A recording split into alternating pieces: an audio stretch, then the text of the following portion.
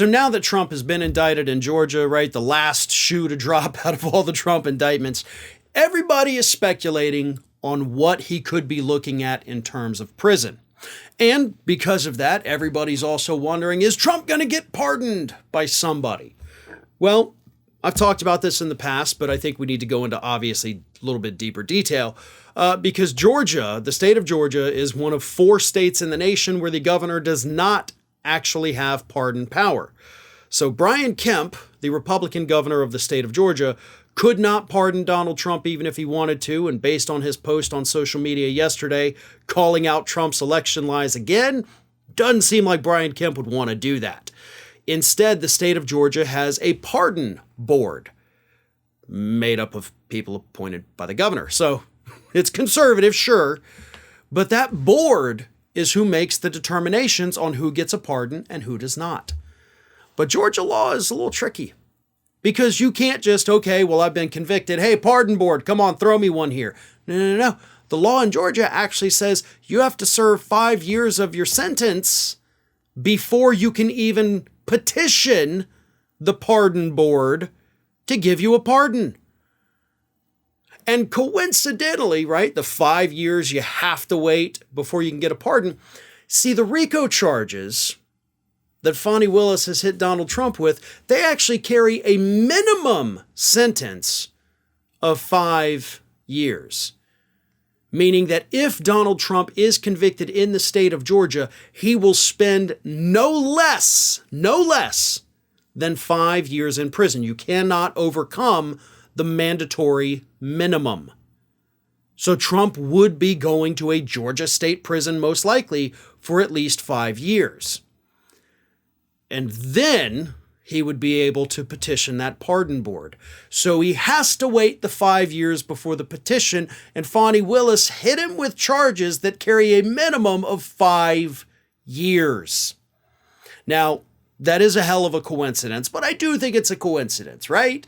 I mean, she didn't pick that just because of the 5-year minimum and the 5-year minimum wait time. She did it because, there was conspiracy here. There were many players involved and you needed to get everybody, and RICO is the best way to do that. But I do find it hilarious. I've got to say, I'm not going to lie. I think it is absolutely hilarious that Donald Trump is finally in a heap of trouble and there's nothing he can do about it. It doesn't matter who wins the White House in 2024, even if it's Trump. Because even if that were to happen, he'd have to serve from jail. I mean, that's probably not going to look too good on the United States in the eyes of all of our foreign allies, right? Like, hey, we're having a G7 summit. Where's America? Oh, that's right. He's in a prison cell. He couldn't be here. We'll have to connect to him via Zoom. So, that's a possibility.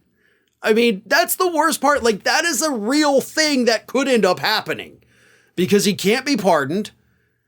I mean, technically, I do think the Georgia Pardon Board does have certain powers where they can, in extreme circumstances, intervene based on what I've read. So I do think, obviously, if that were to happen, if Trump wins the election, I think the Pardon Board would be like, yeah, that's pretty much an extreme circumstance. Should we pardon him? But then they could still say no.